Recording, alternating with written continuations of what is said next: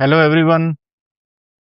एक आदमी को कैसे अपनी माइक्रो इंडिपेंडेंस को प्रिजर्व करना चाहिए और अगर वो ना करे ऐसा तो उसके क्या परिणाम होते हैं, आज उसको हम लोग थोड़ा डिटेल में डिस्कस करते हैं और ये भी समझेंगे कि ये माइक्रो इंडिपेंडेंस क्या होती है आखिर।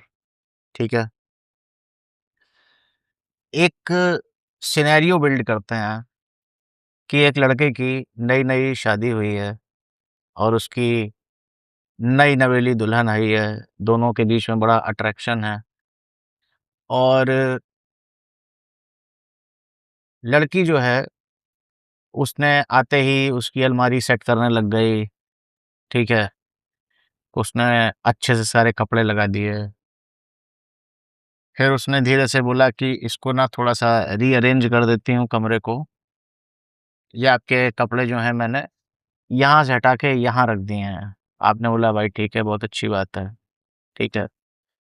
फिर वो धीरे-धीरे, धीरे-धीरे आपकी सारी चीज़ों को मैनेज करने लग गई और आपको भी अच्छा लगने लगा कि आप एक कोई आपकी केयर कर रहा है। ठीक है? You are also feeling good about it. Okay? और फिर उसने बीच में बोला कि आप ना इस तरह के कपड़े मत पहना करिए, आप ऐसी शर्ट मत पहनिए, मैं आपके लिए कपड़े खरीद लाऊँगी। आपने बोला ये तो बढ़िया है यार, मेरी बीवी मेरा इतना ख़्याल रखती है कि मेरे लिए कपड़े खरीद के ला रही है, ठीक है।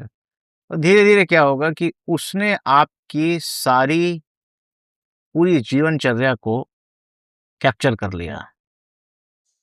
उसने आपकी पूरी जीवनचर्या को कैप्चर कर लिया। और फिर वो आपके लिए छोटी-छोटी चीज़ें डिक्टेट करने लग गई।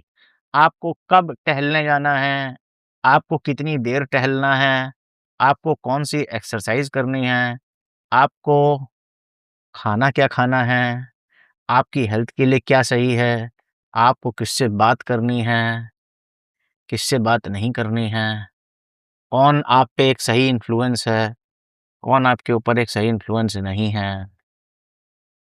अब जो चीज़ें शुरू में बड़ी अच्छी लग रही थी कि कोई मेरी केयर कर रहा है, अब धीरे-धीरे वो एक इमैस्कुलेशन में कन्वर्ट हो गई। ठीक है? उस बिहेवियर ने आपको भी फंडामेंटली चेंज करा और उस लड़की को भी फंडामेंटली चेंज कर दिया। वो जो मदरली बिहेवियर था शुरू में, एक माँ की तरह वो आपका ख़्याल रख रही थी, वो धीरे-धीरे एक मैनिपुलेटर में कन्वर्ट हो गया। और देखिए कोई आपकी माँ नहीं बन सकता है। अगर वो लड़की आपकी माँ बनने आपने उसको माँ बनना अलाउ किया, ठीक है? जब वो आपकी माँ बन गई तो फिर अब वो आपको, क्योंकि आप उसके बच्चे तो हैं नहीं, तो बच्चे की तरह प्रेम तो करेगी नहीं, रिस्पेक्ट करना बंद कर देगी क्योंकि अब वो आपको आपकी बातों को मानेगी नहीं, ठीक है? आपकी बातों को काटना शुरू कर देगी, आपकी हर बात को क्वेश्चन करने लग जाएगी, ठीक है? Eventually she will lose the respect and love for you. अब दुर्भाग्य की बात क्या है कि जब ये पूरी घटनाक्रम शुरू हुआ था, तो उस लड़की ने भी मैल इंटेंशन के साथ शुरू नहीं किया था।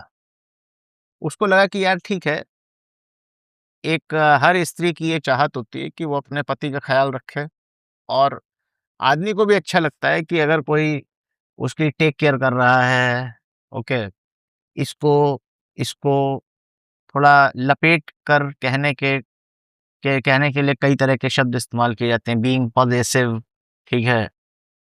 तो इस तरह की चीज़ें, अटैचमेंट ब्ला-ब्ला। तो हुआ ये सब शुरू बड़ी ही प्योर इंटेंशन के साथ था, मगर इसका परिणाम जो था, वो ये हो गया कि आपको उसने एक बच्चे की तरह ट्रीट करने लगा शुरू कर दिया। अब आपके बच्चे में और आप में वो कोई अंतर नहीं समझती है, ठीक है? उसको अब धीरे-धीरे ये भी समझ में आने लगा कि अरे! आपके आपके जो दोस्त हैं, वो भी आपके ऊपर बैड इन्फ्लुएंस हैं। जैसे वो अपने बच्चे के दोस्तों को मॉनिटर करती है ना, वैसे आपके दोस्तों को भी वो मॉनिटर करने लग गई, ओके?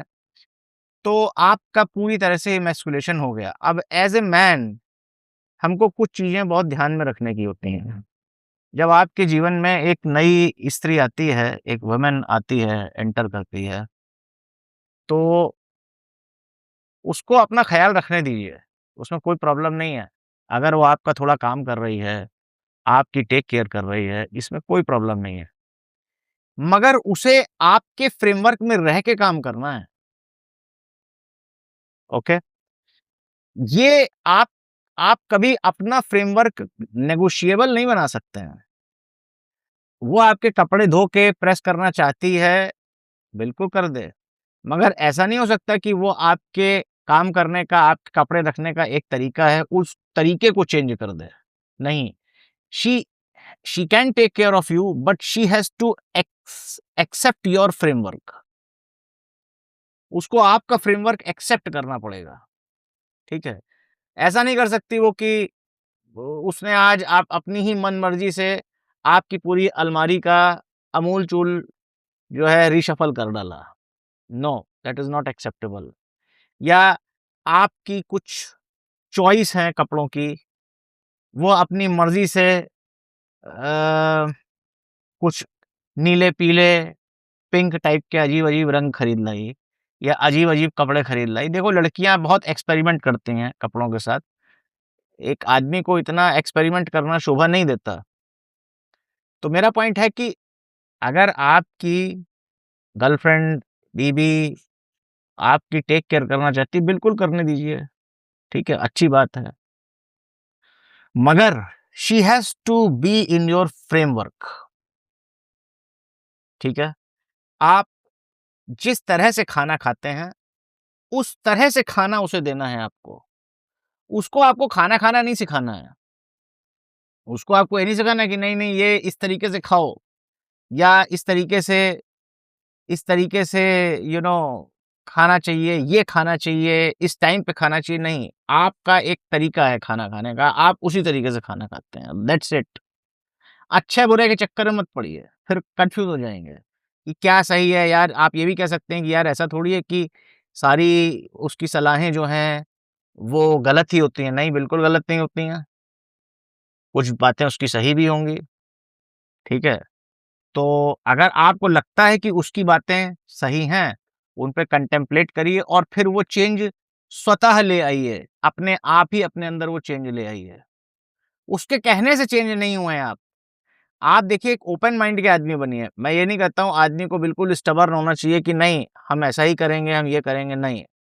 मैं कह रहा हूँ उसके कहने से आप चेंज ना होएँ। हाँ, आपको लगता है उसकी बात में कोई मेरिट है, 2, 3, 4 दिन, हफ्ता भर, महीना भर उसको सोचें, कंटेम्पलेट करें और उसके बाद धीरे से अपने व्यवहार में वो परिवर्तन ले आएँ। ऐसा नहीं हो सकता कि जैसे मम्मी ने बोल दिया कि आज तुम यहाँ बैठ के खाना खाओगे, आज तुम यहाँ बैठ के पहले होमवर्क करोगे, उसके बाद खेलने जाओगे। नहीं भाई, ऐसा नहीं हो सकता। और अगर आप इस तरह के बिहेवियर को देखिए बहुत मुश्किल है, क्योंकि इस तरह का बिहेवियर शुरू में जब आपको मिलेगा, तो वो हमेशा एक केयर और लव में रैप अप करके मिलेगा।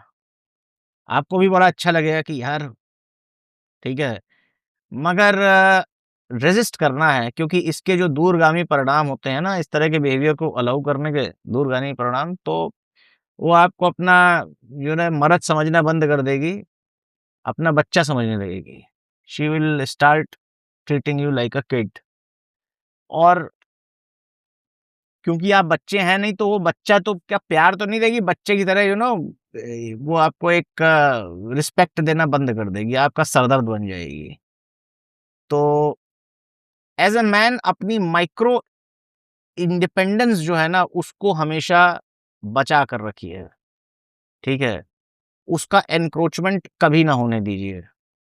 मैं खाना खाता हूँ, आपको मुझे खाना परोसना है, बहुत अच्छी बात है, मगर this is the way I eat, okay? मैं अगर सैलेड में प्याज़ लेता हूँ, तो मैं प्याज़ ही खाऊँगा। आप मुझसे ये नहीं कह सकते कि आज प्याज नहीं खाओ, नहीं, मैं आज प्याज खाता हूँ, तो मैं आज प्याज खाऊँगा, ठीक है? मैं दाल गाढ़ी खाता हूँ, तो मैं दाल गाढ़ी खाऊँगा, मैं दाल पतली नहीं खाऊँगा, right? If I want something to be cooked this way, it has to be cooked this way. अब मैं यहाँ पे थोड़ा एग्ज़ैजरेट कर रहा हूँ क्योंकि मुझे अपना पॉइंट मेक करना है, ठीक है? तो इसमें आप थोड़े बहुत ऊपर-नीचे एडजस्टमेंट कर सकते हैं, समझदार हैं आप लोग। मैं ये नहीं कह रहा हूँ आप एकदम जर्क बन जाइए मगर कंसेशंस कम ही रखिए ज़िंदगी में। As a man you should not give concessions, ठीक है? ये मेरा तरीका है, ये मेरे काम करने का तरीका है। This is how you have to do it, ठीक है? And she will happily follow, ऐसा नहीं है। और अगर हैपीली फॉलो नहीं कर रही तो भी उसको जाने दीजिए, कुछ फ़ायदा नहीं है मतलब क्योंकि उसकी उसमें मतलब आप एक इमैस्कुलेटेड होकर आप कभी जी नहीं सकते हैं। It is not worth it. Okay, thank you very much. Radhe, Radhe. See you, bye.